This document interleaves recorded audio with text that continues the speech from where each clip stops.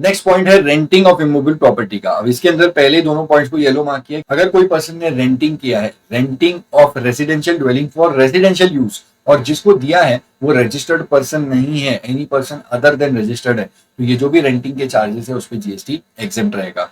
अब यहाँ पे ना आरसीएम वाले चैप्टर में भी इसके ऊपर टैक्सेबिलिटी की बात की गई है।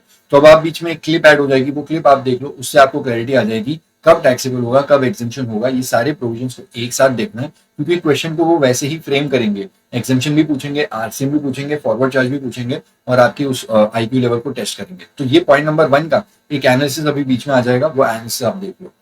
रेंटिंग ऑफ रेजिडेंशियल ड्वेलिंग, ये नया वाला सर्विस इंसर्ट हुआ है जिसके ऊपर आरसीएम का प्रोविजन अप्लाई होता है। सिर्फ पॉइंट नंबर 7 में जो ग्रीन कलर की पट्टी दिख रही है उस पर ध्यान, वहां पे 4 RRR हैं। अगर एक ट्रांजेक्शन में आपको RRR दिखेंगे तब जाकर के आप आरसीएम लिखोगे। वापिस बता देता हूँ क्लियर करके, ट्रांजेक्शन रेंटिंग का है, सेल वगैरह का नहीं है, रेंटिंग हो रहा है। रेंटिंग किसका हो रहा है? Renting of a residential dwelling, और वो रेसिडेंशियल ड्वेलिंग किसी रजिस्टर्ड पर्सन को दिया है, वो रेसिपेंट रजिस्टर्ड है, तो उस केस में आरसीएम लग जाएगा। टैक्स आरसीएम में उस रजिस्टर्ड रेसिपेंट को ही टैक्स पे करना होगा। ठीक है, इस बात को आपको एक बार के लिए यहां से समझो, ये आरसीएम का प्रोविजन है, लेकिन इसी के साथ में एग्जेम्पशन वाले चैप्टर में भी उस प्रोविजन में चेंजेस किया रेंटिंग ऑफ रेजिडेंशियल ड्वेलिंग में, और कुछ केस में फॉरवर्ड चार्ज भी लगेगा। तो इसका ट्रांजेक्शन का एनालिसिस करके बता देता हूँ, RCM versus forward charge versus exempt. अब नीचे एक जो टेबल आपको दिख रहा है वो 4 लाइन का, ब्लू, व्हाइट और ऑरेंज वाला, वो टेबल आपको समझ में आ जाएगा जब आप वो एनालिसिस समझोगे, उसके बाद में ये टेबल आपको समझ में आ जाएगा। ठीक है, वो एनालिसिस देखिए, ये है रेसिडेंशियल ड्वेलिंग वाले रेंटिंग वाले काम का वो analysis, RCM versus forward charge versus exemption. अब अगर आपको पहले 2 ट्रांजेक्शन दिख रहे हैं वो मैंने ब्लू करके रखे हैं, ब्लू मतलब वो आरसीएम वाला ट्रांजेक्शन है। आरसीएम कब लगेगा? जब रेंटिंग ऑफ रेजिडेंशियल ड्वेलिंग किसको दिया है? रजिस्टर्ड पर्सन को दिया है। अब वो उसको कॉमर्शियल यूज के लिए दिया है, रेजिडेंशियल यूज के लिए दिया है, उससे कोई फर्क नहीं पड़ता है। रेसिपेंट अगर रजिस्टर्ड पर्सन है तो उस ट्रांजेक्शन में आरसीएम लग जाएगा। मैंने आपको बोला था RRR, रेंटिंग हुआ है, रेसिडेंशियल ड्वेलिंग का किया है, और रेसिपेंट अगर रजिस्टर्ड है तो उसके इसमें आरसीएम लग जाएगा। बीच में मैंने व्हाइट करके रखा हुआ है उस ब्लू लाइन के बीच में, क्योंकि वो फर्क नहीं पड़ता है अगर वो उसको कमर्शियल यूज के लिए ले रहा है या रेसिडेंशियल यूज के लिए ले रहा है, कोई फर्क नहीं पड़ता। रेसिपेंट अगर रजिस्टर्ड है भाई आरसीएम लग जाएगा, कोई क्वेश्चन नहीं, कोई आंसर नहीं। वर्सेस उसके नीचे और एक पॉइंट है जिसको मैंने व्हाइट में लिखा हुआ है, व्हाइट वाला बेल्ट आपको दिख रहा है। रेंटिंग ऑफ रेजिडेंशियल का ड्वेलिंग का ट्रांजेक्शन तो हुआ है, लेकिन रेसिपेंट कौन है? Any person other than registered, मतलब रजिस्टर्ड तो नहीं है। और अगर वो उसको यूज करता है फॉर कमर्शियल पर्पज, भाई उस केस में भी कोई एग्जेम्पशन नहीं मिलेगा। ये टैक्स लगता है फॉरवर्ड चार्ज है, क्योंकि इसके लिए कोई भी आरसीएम की बात नहीं की गई है और इसके लिए कोई एग्जेम्पशन भी नहीं है। लेकिन एग्जेम्पशन कब और कहां मिलेगी वो नीचे ऑरेंज कलर के बेल्ट पे देखो। रेंटिंग ऑफ रेजिडेंशियल का ड्वेलिंग का ट्रांजेक्शन है, और वो रेंटिंग किसको दी गई है? किसी ऐसे पर्सन को जो रजिस्टर्ड नहीं है, any person other than registered है। और यूज भी देखना पड़ेगा, यूज भी देखना पड़ेगा, अगर उसको रेजिडेंशियल यूज के लिए ले रहा है तब एग्जेम्पशन मिलेगा। ठीक है, तो यहाँ पे नीचे वाले में एग्जेम्पशन मिलेगा, ऊपर वाले में आरसीएम है, और बाद में जो भी बचता है जिसको वो बीच में आ जाता है। जिस पर्सन को दिया वो रेंटिंग ऑफ रेजिडेंशियल, वो रजिस्टर्ड नहीं है, any person other than registered है, और उसको कमर्शियल यूज में ले रहा है, भाई कोई एग्जेम्पशन नहीं मिलेगा। ये ट्रांजेक्शन टैक्सेबल होगा फॉरवर्ड चार्ज में, क्योंकि इसके लिए कोई आरसीएम नहीं लगता। अब जाते हैं बाकी चीजें देखते। हाँ जी, ये क्लिप मैं ऐड कर रहा हूं just to explain this explanation. ये एक्सप्लेनेशन जो आपको ग्रीन शेडिंग में दिख रही है, इसके बारे में मुझे आपको थोड़ा सा समझाना है। ये एक्सप्लेनेशन समझा इसलिए रहा हूं, हालांकि ये बहुत ज्यादा आपके एग्जाम के आसपास में नहीं आई है, पुरानी है थोड़ी, एक्चुअली लास्ट ईयर की 2023 की है, लेकिन क्योंकि थोड़ी सी ऑफ लेटली है, आप एक बार इसको देख लीजिए, समझ लीजिए। इसके अंदर की जो भी बातें हैं आप इसको बाद में रीड कीजिएगा। मैं अभी आपको क्लिप ऐड करके आपको चार्ट देता हूं, वो चार्ट आपके स्क्रीन पे दिखने लगेगा, और पीछे मैं वर्बली एक्सप्लेन करता रहूंगा, उससे आपको पूरी बात समझ में आ जाएंगी। अब देखो, ये है टैक्सेबल रेंटिंग। यहाँ पे टैक्सेबिलिटी रेंटिंग की क्यों और कैसे हो रही है, तो 2 बातें हैं। आप देख लीजिए, जो सप्लायर है वो कोई भी पर्सन हो, उससे फर्क नहीं पड़ता, बट वो क्या कर रहा है? वो रेंटिंग कर रहा है, और रेंटिंग कर रहा है रेजिडेंशियल ड्वेलिंग की, वो बात ठीक है। लेकिन रेसिपेंट, अगर रेसिपेंट जीएसटी में रजिस्टर्ड है तो बस खत्म, खलास, फिनिश। अगर ऐसे केस में रेसिपेंट जीएसटी में रजिस्टर्ड है, इवन दो उसको रेंटिंग रेजिडेंशियल ड्वेलिंग का होगा, तो भी वो ट्रांजैक्शन टैक्सेबल हो जाएगा। इस बात को आप आरसीएम वाले प्रोविजंस में भी देखते हो कि रेंटिंग ऑफ रेजिडेंशियल ड्वेलिंग जब किसी रजिस्टर्ड पर्सन को की जाती है तो उस केस में भी आरसीएम के प्रोविजन लग जाते हैं, और उस रजिस्टर्ड पर्सन को, जो कि रेसिपेंट है, उसी को आरसीएम में टैक्स पे करना होता है। ये बात आपने आरसीएम चैप्टर में भी समझी है। लेकिन इस एग्जेम्पशन के चैप्टर के अंदर जहां पे बात टैक्सेबिलिटी की मैं बीच में उखाड़ रहा हूं, हम आपको वो ग्रीन कलर वाला जो, उसको एक्सप्लेन करने के लिए मैं आपको यहाँ पे एक चार्ट बता रहा हूं। ये वाले चार्ट पे आप फोकस कीजिए, ये एग्जेम्पशन की बात करता है। ये सुपर्ब है। ये जो एग्जेम्पशन रेंटिंग है मैं लिखा हूं यहाँ पे, आपको टॉप पे दिख रहा होगा, टॉप लेफ्ट पे एग्जेम्प्ट रेंटिंग, ये वाला ही उस ग्रीन कलर का जो 5 लाइन का जो डेटा था ये उससे होता है। एक सिनेरियो यहाँ पे ऐसे समझो कि जो सप्लायर है वो एनी पर्सन है और रजिस्टर्ड रेसिपेंट जो कि येलो कलर का आपको दिख रहा होगा, इस सप्लायर ने उस रेसिपेंट को जो कि ऑलरेडी जीएसटी में रजिस्टर्ड है उसको एक रेजिडेंशियल ड्वेलिंग मतलब एक घर रेंट पे दिया हुआ है। अब ये रेंटिंग ऑफ रेजिडेंशियल ड्वेलिंग का ट्रांजैक्शन एग्जेम्प्ट हो सकता है अगर 3 बातें आप ध्यान देते हैं तो। पहला, जो रेसिपेंट है वो रजिस्टर्ड पर्सन तो है, लेकिन खास करके ध्यान रहे वो रेसिपेंट जो कि रजिस्टर्ड है वो प्रोप्राइटर है। अगर कोई प्रोप्राइटर व्यक्ति है तो हम उसके ऊपर और बात कर सकते हैं। दूसरा, वो जो घर रेंटिंग पे लिया था उस घर को वो प्रोप्राइटर यूज कर रहा है for his own residential purpose. और तीसरा, वो जो रेंट एग्रीमेंट है वो रेंट एग्रीमेंट जब बनाया था सप्लायर और रेसिपेंट के बीच में, ये जो रेंट एग्रीमेंट बनाया था तो उस केस में ये लोग बोलते हैं कि रेंटिंग जब हुई थी तो रेंटिंग उस पर्सन ने करी थी अपनी पर्सनल कैपेसिटी में। That means renting is on his own account and is not on the account of his proprietorship concern. तो ये तीनों चीजें जब मैच हो जाती हैं तब जाकर के आप कहेंगे कि ये ट्रांजैक्शन एक एग्जेम्प्ट रेंटिंग का है। Even though supplier any person है, ठीक है, even though renting of residential dwelling हुई है, and more important even though recipient GST में रजिस्टर्ड है, इवन दो जीएसटी में रजिस्टर्ड है रेसिपेंट, फिर भी ट्रांजैक्शन को एग्जेम्पशन मिल जाएगा अगर 3 बातों का आप ध्यान देते हैं। 3 बातों को वो कर्ली एरो से आपको दिख रहा होगा। पहला, रेसिपेंट रजिस्टर्ड तो है लेकिन वो एक प्रोप्राइटर कैटेगरी का पर्सन है। दूसरा, उस घर को यूज कर रहा है for his own residential purpose. और तीसरा, वो जो रेंट एग्रीमेंट बनाया था वो उसने अपनी पर्सनल कैपेसिटी में बनाया था। That means renting is on his own account and is not on the account of his proprietorship concern. अगर ये तीनों बातें कंप्लाई हो जाएंगी तो आप इस ट्रांजैक्शन को कह देंगे कि ये एग्जेम्प्ट रेंटिंग है। और अगर ट्रांजैक्शन ये एग्जेम्प्ट है तो फिर इस केस में आरसीएम लग ही नहीं सकता, बिकॉज सबसे बड़ी बात है कि ट्रांजैक्शन ही एग्जेम्प्ट है। ठीक है, अब मैं इस पूरे क्लिप को क्लोज करता हूं और आपकी रिविजन वीडियो को रिज्यूम कर देता हूं। बात करते हैं पॉइंट नंबर 2 की। पॉइंट नंबर 2 के अंदर पहले होटल के बारे में कुछ एग्जेम्पशंस था। होटल, इन, गेस्ट हाउस, ये लॉजिंग अकोमोडेशन की सर्विस देते थे और इनका जो वो पर यूनिट ऑफ अकोमोडेशन की जो चार्जेस लेते थे वो अगर अप टू ₹1000 और इक्विवेलेंट है 1000 तक है तो उसके ऊपर जीएसटी एग्जेम्प्ट है। 1000 से ज्यादा होगा तो टैक्स लगेगा। लेकिन ये सब कुछ हटा दिया, कट कर दिया, मतलब अब ये एग्जेम्पशन विदड्रॉ हो गई है।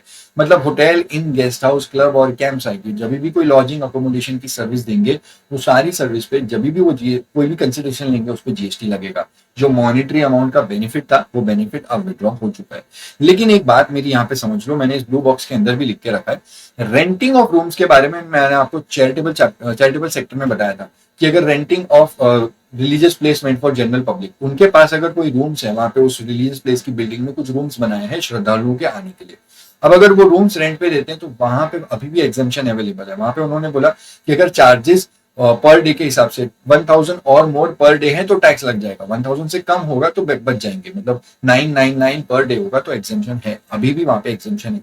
बाकी इन लोगों के लिए जो एग्जेम्पशन था वो विड्रॉ कर दिया। ठीक है, तो एक बार चैरिटेबल सेक्शन फ्लिप करके देख लो, आपको वो पेजेस पे समझ में आ जाएगा मैं क्या बोलना चाहता हूँ। अब पॉइंट नंबर 3 है, ये मैं आपको बताना चाह रहा हूँ अपफ्रंट अमाउंट पेबल। ये एग्जेम्पशन इतनी बड़ी सी है लेकिन इसको मैं इस तरीके से नहीं समझाऊंगा आपको, मैं एक बार एक कंटेंट रीड करा देता हूँ, आप उसको देख लो, यहां से आपको काफी चीजें क्लियर हो जाएंगी। अब पॉइंट नंबर, ये आपको ट्रांजैक्शन दिख रहा है, ये पिंक कलर के हैं वो सप्लायर है, ब्लू कलर का वो रेसिपिएंट है और बीच में उन्होंने लीज पे क्या दिया है वो ग्रीन कलर का। ठीक है, तो पहले देख लो कि सप्लायर कौन है। सप्लायर SGIDC आपको वहां पे देखने मिल जाएगा, state government industrial development corporation, ये सप्लायर है। या फिर कोई स्पेसिफाइड एंटिटी है, वो स्पेसिफाइड एंटिटी ऐसी है जिसमें गवर्नमेंट ने 20% और मोर का ओनरशिप रखा है, या तो डायरेक्टली या फिर गवर्नमेंट की एक 100% एंटिटी है, उस 100% गवर्नमेंट कंपनी ने 20% और मोर का स्टेक रखा है इस एंटिटी। अब ये स्पेशल एंटिटी हो गई, ये स्पेशल एंटिटी या फिर SGIDC, इन्होंने उस रेसिपेंट को, ब्लू वाले रेसिपेंट को लॉन्ग टर्म लीज की सर्विस दी है। लॉन्ग टर्म लीज मतलब 30 साल से ज्यादा की लॉन्ग टर्म लीज की सर्विस दी है। उसका रेसिपेंट कौन हो,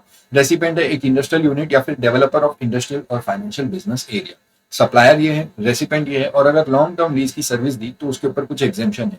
लेकिन लॉन्ग टर्म लीज किस चीज का वो भी देख लो, एक इंडस्ट्रियल प्लॉट है या फिर कोई ऐसा plot which is for development of infrastructure of financial business, तो ये दे रहे हैं, ये लेसर है, ये लेसी है ब्लू वाले, और लीज पे जो दिया है वो ग्रीन कलर का प्लॉट है। ठीक है, अब यहाँ पे आ जाओ, ये मैंने आपको ट्रांजैक्शन बताया है, इसके रिस्पेक्ट में एग्जेम्पशन क्या है। तो अगर आपको क्वेश्चन आता है एग्जाम में, बहुत कम चांसेस है क्वेश्चन आने के, बट अगर आता है तो ये सप्लायर है, ये रेसिपेंट है और बीच में ये long term lease of land की प्रॉपर्टी है।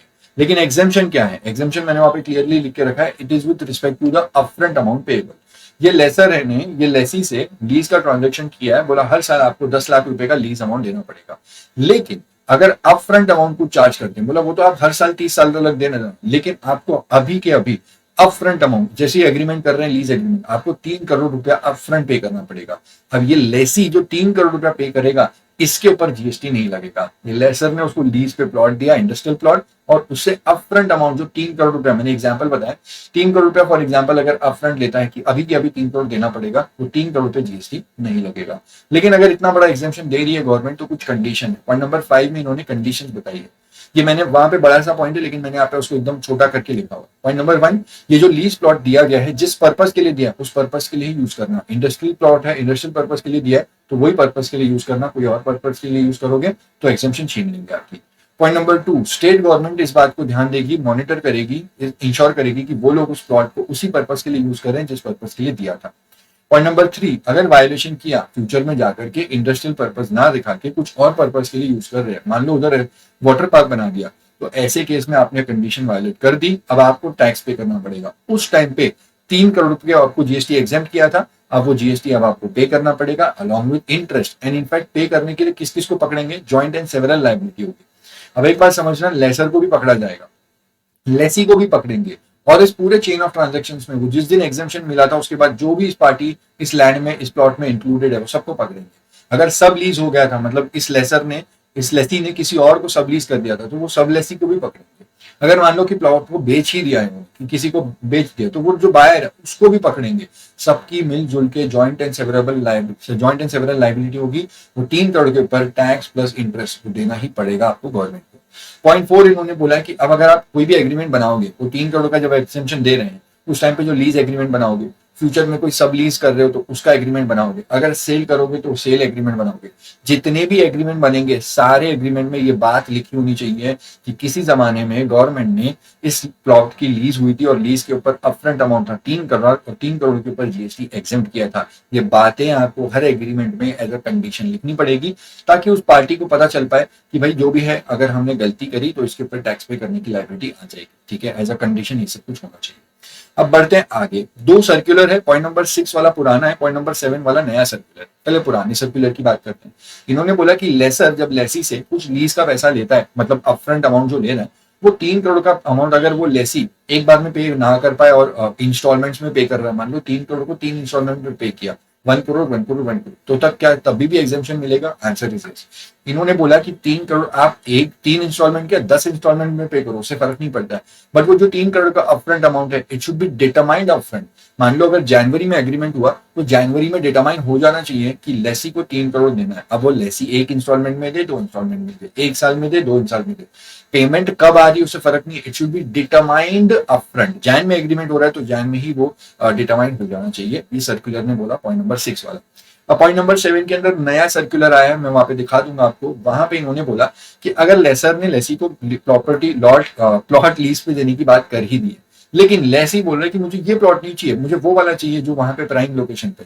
अब लेसर उसको बोल रहा है कि नहीं नहीं, वो प्राइम लोकेशन प्लॉट है, और अगर वो प्लॉट चाहिए तो 3 करोड़ का अपफ्रंट तो वो तो जनरली हर किसी को देना है, लेकिन वो प्लॉट बहुत प्राइम प्लॉट है, और उसके लिए आपको लोकेशन चार्जेस या फिर प्रेफरेंशियल लोकेशन चार्जेस पे करने होंगे। और अगर ये प्रेफरेंशियल लोकेशन चार्जेस भी अपफ्रंट मांगा जाता है, मान लो बोला कि 3 करोड़ तो दे दो upfront, plus 2 crore preferential location charges, वो प्राइम प्रॉपर्टी चाहिए तो 2 करोड़ दो अभी के अभी, तो क्या ये 2 करोड़ रुपया जो अपफ्रंट पे किया, क्या इसके ऊपर जीएसटी एग्जेम्प्ट है? आंसर इज यस, पूरे 5 पे एग्जेम्प्ट है।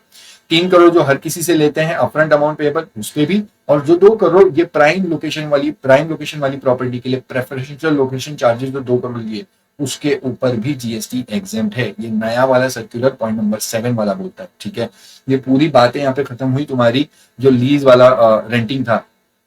ठीक है, ये वाले मैंने सारे पॉइंट्स को मैंने मार्क करके रखा है। 3 वाला है, इसके अंदर ये कंडीशंस जो आपको बता रहा था, ये वो कंडीशंस है, और नोट के बारे में बताया। और ये आपको नीचे मैंने 7 करके मेरे हाईलाइट से लिखा हुआ है येलो वाले से, ये वो सेकंड वाला सर्कुलर है। ठीक है, अब इसके बाद में देखते हैं हम लोग गवर्नमेंट से।